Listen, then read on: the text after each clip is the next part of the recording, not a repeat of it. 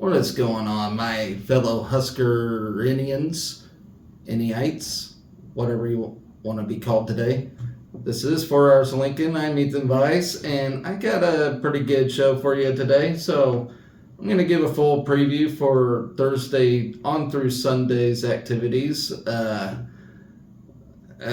As my next show is uncertain because I leave for Lincoln on Saturday to attend the Nebraska-Michigan game. So that'll be a lot of fun. It'll be the first time I even go to a game since I've been doing this show.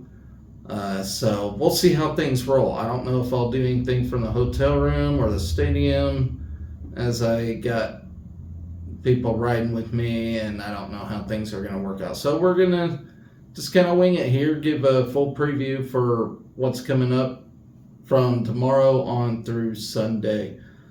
I do want to thank everyone that continues to watch, support my show. And if you can, please like, share, and comment. It'll really help things out here. I do want to thank my lovely wife for creating the thumbnail for my show. It looks a little fancier, so we got something going for that. And also I'm gonna try to get a background so we have something that ain't my living room here. But yeah, so in that case, let's review the Milwaukee Tennis Classic in the volleyball game against Minnesota. So last week's show, I mentioned we went to the Milwaukee Tennis Classic, which featured two of our Huskers, who I'll mention here in a minute. But I didn't really realize what went on. But Husker Athletics website finally got some details on what went on. So I'm just gonna read from there because honestly, I don't know anything about tennis. But it looks like we had a couple of individuals that did a great job there. So I will read to you what the website has brought to me here. So Nebraska men's tennis players Calvin Mueller and Leo Lindquist finished second in doubles play at the ITA Milwaukee Tennis Classic. The duo also competed in the singles draw, with Mueller tallying 2 singles wins. To open tournament play, Mueller and Lindquist each played 2 singles matches Friday, as well as their first doubles match. Mueller defeated Wisconsin's Gabriel Huber in 2 sets, 6-1, 7-6. Mueller's win moved him into the round of 16, where he was outmatched by Toledo in a 3-set battle. Lindquist fell short in Friday's singles play as he lost to Mississippi State 6-2 to 6-3 in Wisconsin after a second set tie break, 6-3 and 7-6. However, when Mueller and Lindquist took the doubles court, they found triumph over Toledo 6-4, moving them into the NTC doubles quarterfinals. On Saturday, Mueller played 1 singles match, defeated by SMU's Liam Krull after a second set tiebreak, 6-4, 7-6. In consolation, Lindquist advanced in singles by opponent withdrawal for an injury. In doubles, Mueller-Lindquist, the pair, Mueller and Lindquist, took on SMU and Western Michigan and found triumph in their 6-4 and 7-5 victories, respectively, putting the Husker duo in the doubles finals. To conclude MTC tournament play, Mueller and Lindquist took on MSU in the NTC doubles title match. Mueller-Lindquist took the first and third games, but ultimately fought and fell short, walking away as runner-up. In singles, Lindquist once again moved forward due to the opponent withdrawing for an injury. Lindquist then faced Wisconsin's Huber and was outmatched with a final score of 6-3, 6-3. Mueller's final NTC finals match was against Wisconsin's Zlatovlek. I don't know how to pronounce names, guys. I'm sorry.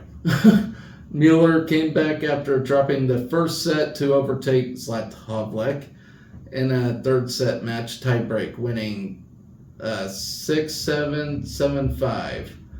Up next, the Huskers will compete next in Tulsa for the ITA All-American Tournament starting September 30th. Stay tuned to the Nebraska men's tennis social channels to keep up with upcoming fall play updates and content.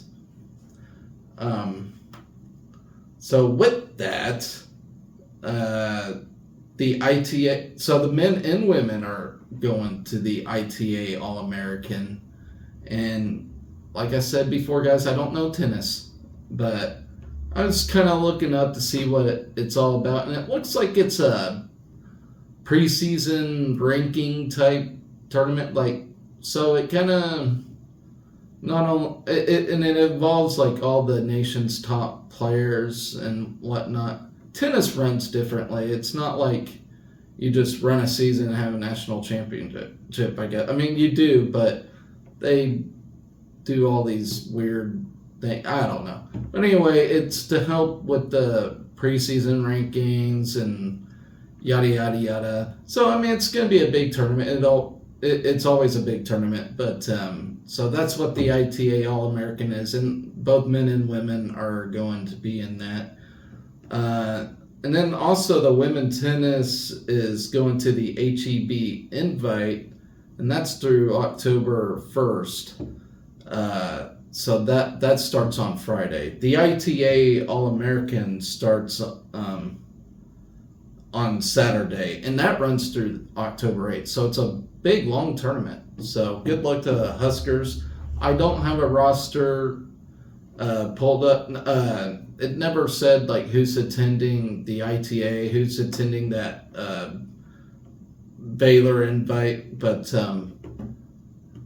just look through the Husker Athletics if you're interested in knowing who's who in that. I'll be watching for sure.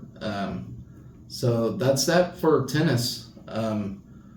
So let's move on to that volleyball game against Minnesota.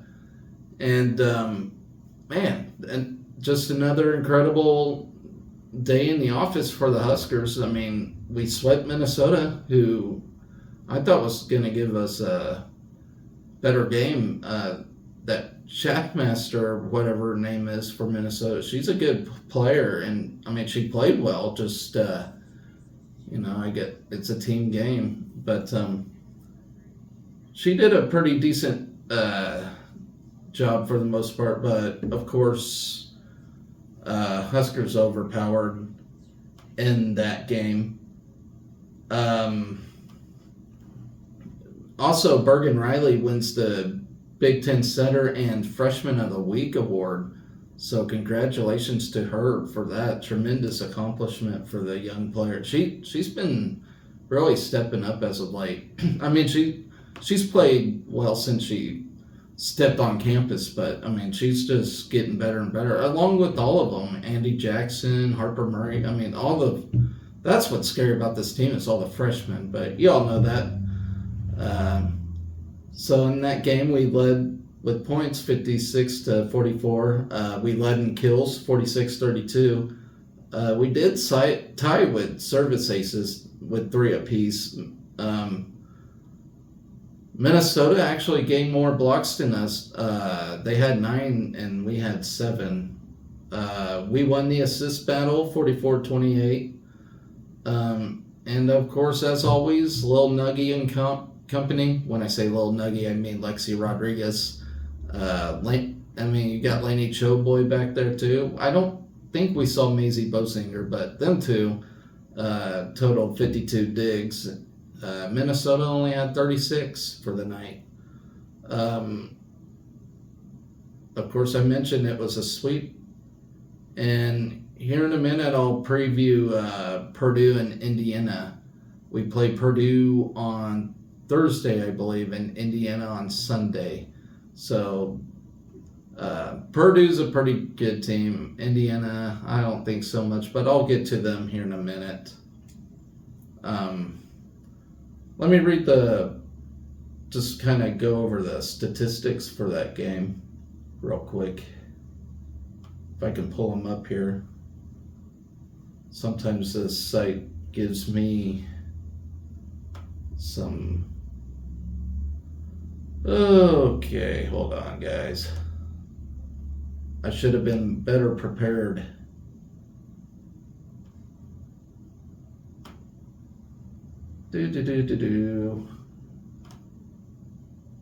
I'm pulling it up, guys, I promise. I don't like this awkward silence. Makes me uncomfortable.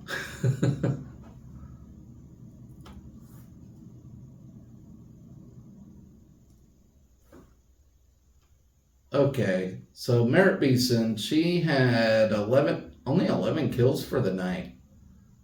Well, I say only, that's pretty good. Harper Murray got 13. And actually, who's leading the kill count right now? I'll have to look that up here in a second, but yeah, between them two, tremendous outside hitters. I love watching them. Of course, I feel like one of my favorite players right now to watch is that Andy Jackson. I mean, statistically, she don't put up the numbers like Harper Murray or Merritt Beeson does, but when she actually like does something, it's like dynamic. It's like blows my mind how athletic she is. She's just an incredible athlete. She had 7 kills for the night. Of course, Lexi Rodriguez, she had 12 digs. Let's see, Allie Batenhorst got 9 kills for the night. She's really doing good. And what's up with Lindsay Krause? I know she had the car accident, but and she was suited up once again. I don't know if she's just not 100% yet or not. I don't know, but we got it done without her services for the night. But I can't wait till she comes back, because before she got rear-ended or whatever, she was playing some phenomenal volleyball. Becca Alex, she had 5 kills. Lainey Choboy, 8 digs. But anyway, you all get the drift. This is just a fantastic team, and really, I don't think things will really get exciting till we play Wisconsin, and I am just counting down the days for that.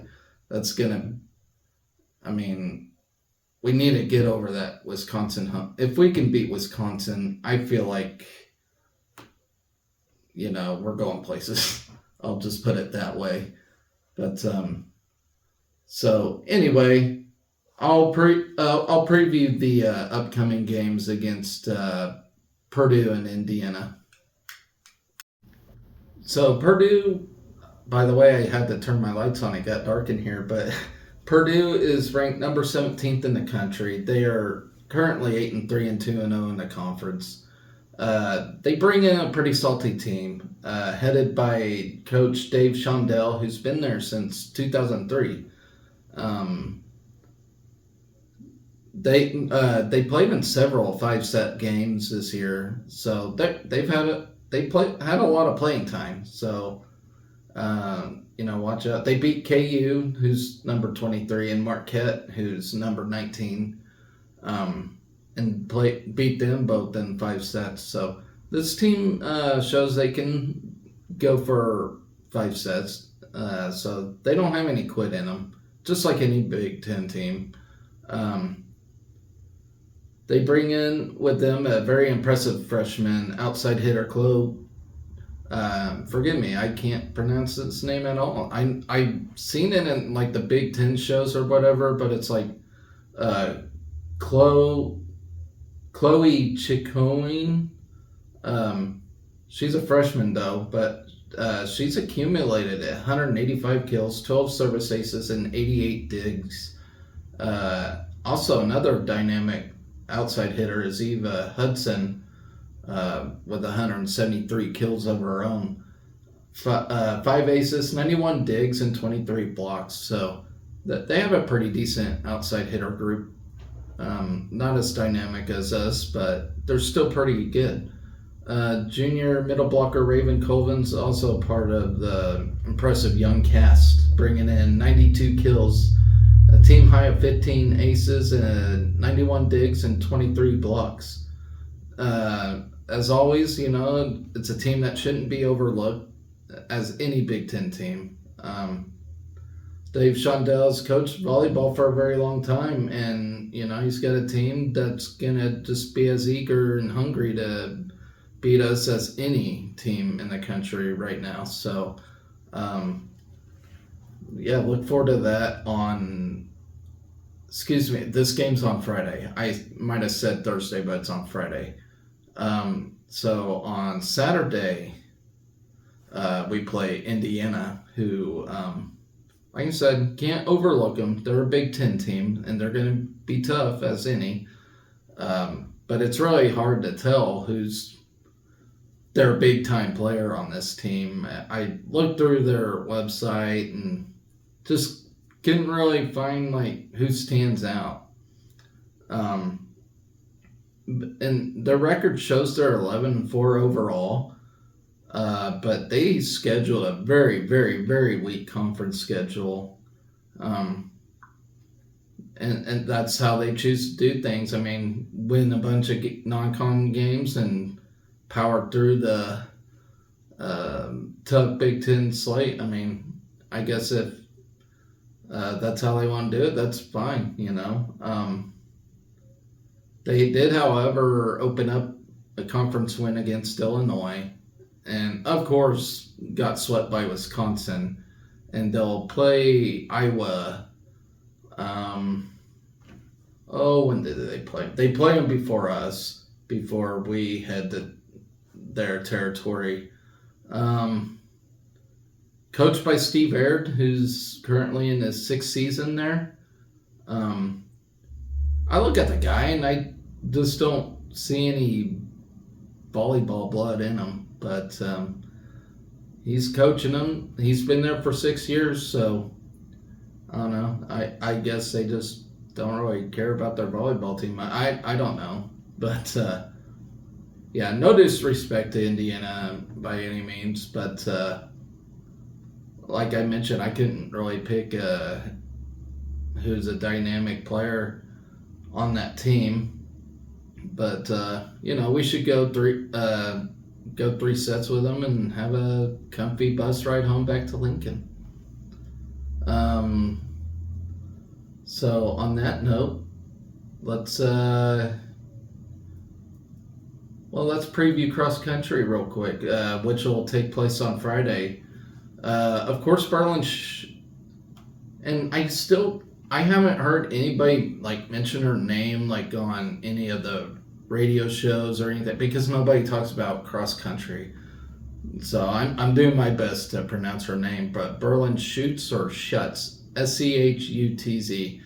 Let me know how you say it in the comments. But she's looking to get her 3rd straight championship, her 3rd straight win in a race. So that's basically, what's exciting in cross country is our female runner, Berlin Schutz. Men, of course, not doing that well this year, but time will tell. I mean, when we get to the Big Tens and the NCAAs, which is coming up, I mean, this is, we got one more race after this one, then it's off to the Big Ten, the regionals, and all that fun stuff. So, they only have 5 meets a year, so it should be pretty exciting to see where we end up, especially Berlin Schutz. So good luck to her and the rest of the cross-country team. Also on Friday, baseball. We'll play Omaha in 14 innings. Not entirely sure what Will Bolt's team is going to look like this spring, but hopefully they're better. It's been a shaky couple of seasons since he first stepped in and won a Big Ten championship with his team, but God, I miss Darren Ernstad, but yeah, let's see what he's got. I mean, it's been like I said, couple shaky 2 or 3 years. But hopefully we get a good idea of what this team looks like in this 14-inning exhibition. With some decent returning starters. Not dynamic. We ain't got Bryce Matthews no more, and I really... Well, do we? I didn't even look. I think he graduated. I'm doing a terrible job today, guys, but if we don't have Bryce Matthews, then somebody else needs to step up. But I'll have to look into that. I can't believe I didn't really look that up. But continuing with that sports, women's softball has their last, intra-squad scrimmage. So look for that on YouTube. They stream it on YouTube. So we got that going. And then on, what day was it? Sunday, they play Omaha as well. And first game of volleyball season. So now we can put our ladies to action and see where they're at. So on Friday night, Husker Hoops will have their opening night, men and women basketball at the Pinnacle Bank Arena with DDG. So if any of you can tell me who DDG is, you get brownie points from me. But yeah, they have DDG, so showcasing talent here. I'm of course really excited for the men's basketball. There's a lot of buzz about Amy Williams and her squad this year, which rightfully shows. So I mean, yeah, Jazz Shelley and all them dynamic players. So, but can we just beat Caitlin Clark in Iowa this year? That would be fantastic. I would love to see that. But honestly, to me, I am very excited for men's hoops. You got Keisei Tominaga, Rink Mass, what's his name? Hoiberg's son, Sam Hoiberg. You got a dynamic group of basketball players, and I think this is going to be our best team to date since basketball started here. That is my prediction. I really think this is going to be an awesome team this year. So hopefully I can catch a glimpse of that on Friday night. So on Saturday, I'm just going through the boring sports like golf. Men's golf is going to the Badger Invitational, and that'll run through till Tuesday. So hopefully our Big Ten players to watch have a better showcase this time out. But look for Hamish Murray, the freshman. He got ninth the last time out. At the last tournament, I forgot which one that was. But Gentry Sheave, of course, he's one of our top dudes on that roster. Look out for them. See, hopefully they do something. I don't know. I don't know what to expect in this in golf. I'm not a really avid golfer as it is. I've tried and I just plain suck. Of course, I didn't try enough and I didn't practice hard enough. It's fun, especially when you have beers with you. But I don't know. I just never had a chance to go out and golf much. I have a set of golf clubs, but they're really old. But I don't know. Maybe one of these days I'll maybe save up pennies and buy a better golf club set or whatever. I don't even know what wedge to use when hitting and whatnot. But I'm just speaking out my ass now.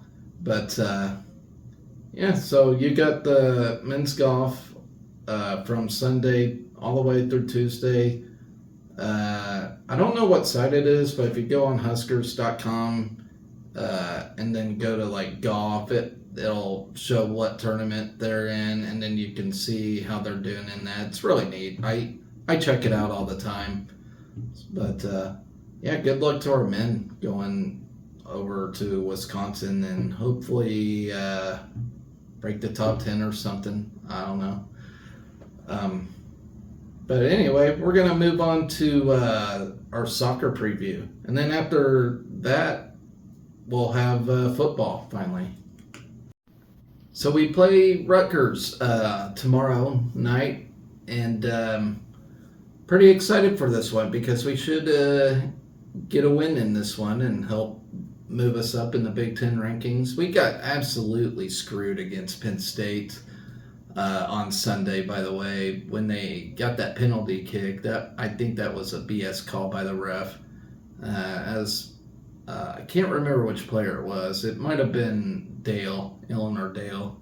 Either that or Sarah Weber. I can't remember, but she basically slipped on the wet grass. It was raining, and her hand kind of touched a player as she was going down. That player just flops on the ground and got awarded a penalty kick, which was the result of the 1-0 game. I mean, 9 minutes left in that one.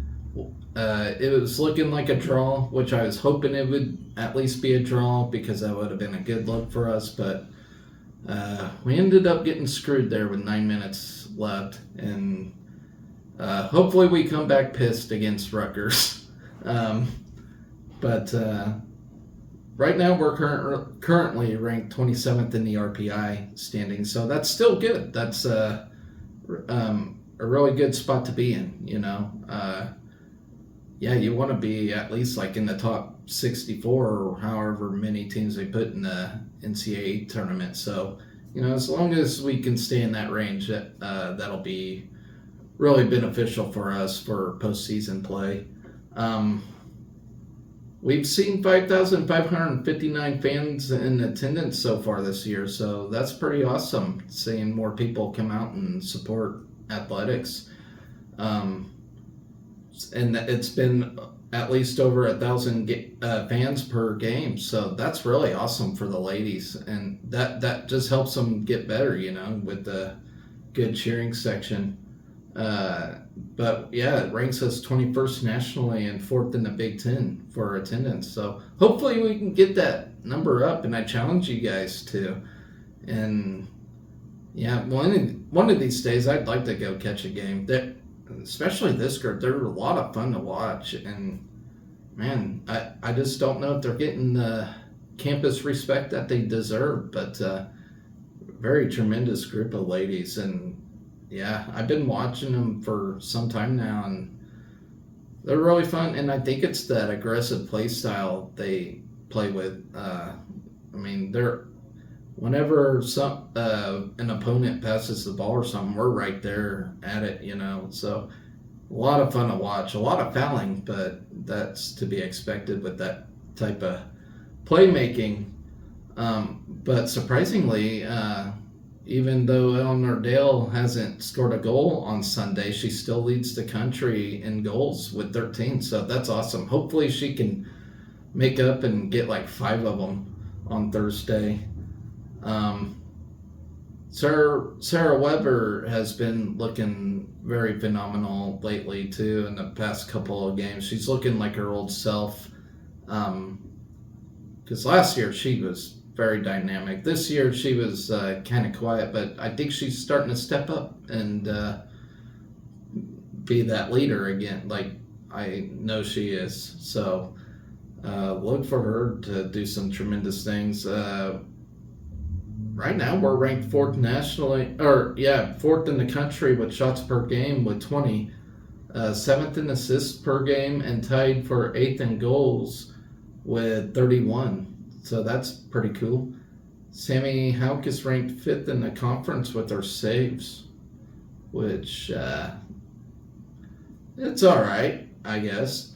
I mean, I'm not gonna dog Sammy Houck. I mean, she's doing her utmost best, and she's really a I mean, she really is. She's working hard, but she does make some boneheaded mistakes a lot of times. Um, but nobody's perfect, but hopefully she can get herself together. I mean, fifth in the conference ain't bad. I don't know where she is nationally, but there obviously there's room to improve, and hopefully she does. I mean, she did play a great game against Penn State, though, and actually, really great game, to be quite honest. I mean, she did a phenomenal job. That penalty kick, 9 times out of 10, people are going to make those, so that wasn't really on her. She made some tremendous plays in that game, and I give her a lot of credit for that. So I'm not dogging Sammy Houck. She's just she had a rough patch here and there, but she really is a all right player, and I do expect her to maybe move up in that ranking as the season ends. Rutgers is 5-4-2 overall so far this season, and coming off a recent win against Purdue, in which they won 1-0. So, like I said, I'm not going to overlook Rutgers either. They played us tough last year, but they're going to give us the best game. But I do expect a win here. But Rutgers does lead the series 1-0-6. So we tied them 6 times, and they won one time. So, hopefully we do get our first win against Rutgers ever. And I really do think we will. But, like as always, there's no such thing as an easy team. And Big Ten is actually pretty tough this year as it is. So it's not going to be an easy slate by any means. Players to watch out for Rutgers. So number 35, Allison Lowry, she's a senior forward. She has a team high of 6 goals and 14 points. Number 73, Riley Tiernan, she's a junior forward with a team high of 3 assists and 27 shots. And Olivia Bodmer, their goalkeeper, with 34 saves. So that does that for Rutgers. And so on, I did not just delete my notes on Penn State. Give me a second, guys. Okay, I said Penn State. I meant Northwestern, but I did not delete those notes, thank God. But they're 7-2-2 overall. It's going to be a tough team. I think they were ranked. I think they're ranked like 15th nationally or something like that, or was at one time. I'm not sure, but I know it's a good team and one of the top dogs in the Big Ten. So, it's going to be a test. Thankfully, it's at home though. So, hopefully we pull that one out of the hat. It'd definitely be a big win for us, conference-wise and RPI-wise. So, we do need this win. I mean, Rutgers will be a great win too. Don't get me wrong, but if we can get a win against Northwestern, that would be tremendous. And it does help it's at home. So, another exciting game. So like I said, Northwestern is 7-2-2 overall this season, but they are 1-2 in conference play. They will play Illinois tomorrow night before playing us on Sunday. So maybe try to tune in back and forth as they play Illinois and see where they're at. And maybe Illinois is good. I don't know. It's kind of hard telling. It's pretty early in the conference play. And once again, Northwestern leads the all-time series at 7-6-3. So, if we can get this win, it'll be 7-7-3. So it would at least be nice to even the score there. They're players to watch. Number 34, Meg Bode, who's a senior midfielder with 4 goals and 9 assists. Number 8, Josie Luciano, who's a senior midfielder, has 4 goals and 6 assists of the season. And Riley Fitzpatrick, who has tallied 28 saves herself so far this season. So they're not a high-scoring team like we are. Well, we haven't been high-scoring as of late. I'll put it that way. But yeah, they're not high-scoring, but it looks like they play great defense. So it could be a defense-on-defense kind of night. It could be another game like Penn State. So hopefully we get a goal early on, as that's what's been winning us games, is those early goals, because second half is usually pretty tough for us. So if we can open up with 5 goals, that would be nice, wouldn't it? So anyway, that's our soccer preview. Now we got football against Michigan. Thank goodness it's at home. I don't know what to say right now, because I feel like I'd be too bold if I say we could win, but I'm really not scared of Michigan, guys. I'm really not. You may think I'm crazy, I'm loony, whatever, put me in an asylum, whatever, but I'm Michigan, and maybe it is because Jim Harbaugh hasn't coached the first 4 games or whatever. I mean, that could very well be what it is. I don't know, but I have a good feeling about this one. I'm not saying we're gonna win, but I do think it'll be a lot closer than what people anticipate. But like I said, Jim Harbaugh, he returns as his head coaching duties this Saturday. And I will be at the game, so maybe there'll be a spring of luck if I'm there. As I attended the last one, and we were close there. So, man, it'll be a fun day of football on Saturday, and hopefully it's not an Oregon-Colorado blowout. I don't know. I could eat my word, but I really think this could be a closer game than what people anticipate. Michigan's offense does not scare me. J.J. McCarthy does not scare me as a quarterback. I don't know why.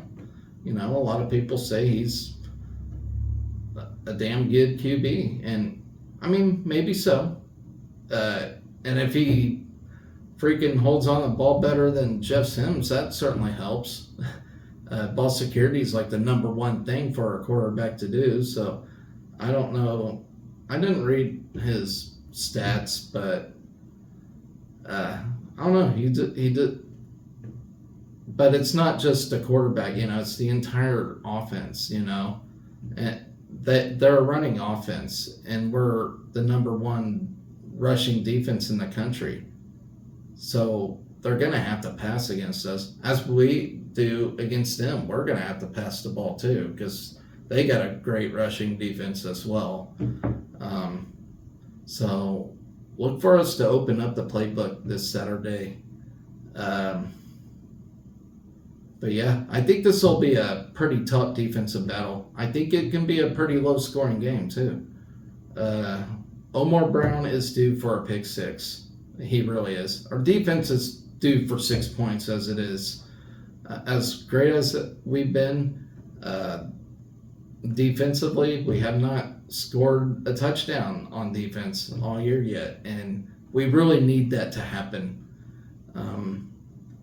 And we cannot, and I can't stress this enough, but we cannot run Anthony Grant like we have been. I mean, he's a great running back, but he's going to get hurt. I'm scared he's going to get hurt. So our young guys have got to step up, the second, third string, our third, fourth string running back, they have got to step it up. Can't stress that enough. Our wideouts has got to get open. And and we're gonna have to open up some trick plays, and we gotta do them at the right time. So it'll be an interesting take. I mean, of course, we'll see how practice went this week, and but yeah, I'm not scared of Michigan overall. They're a great team. Don't get me wrong. They're a very good team, excellent team. I mean, they are one of the top teams in the country, but I also feel this can be a trap game for them as well. You know, and I know you guys think I'm crazy, but it's not easy to play at Memorial Stadium. You know. So, but the fans need to get loud. They need to be on their feet. We need to make it an intimidating environment. But yeah, I mean, we got to play our best football that we have all year to beat this team. But I really do think we got a shot. Or we drop 40-0. I mean, that could happen too. I'm not saying we're going to go out there and just flat out beat Michigan, but I mean, I'm just saying we can beat Michigan, but we can also roll over and die. So, but yeah, that's my previews for the week, guys. So, like I said, please like and share, comment, get the word out for this show. I fully intend to keep doing this every year, and I'll stop with that. So, like I said, I don't know if I'll put out a show on Sunday. It kind of depends, because we live 4 hours from Lincoln. So it'll be interesting to see how I do things while I'm on a road trip and whatnot. So take care of yourselves, guys, and always remember, go Big Red.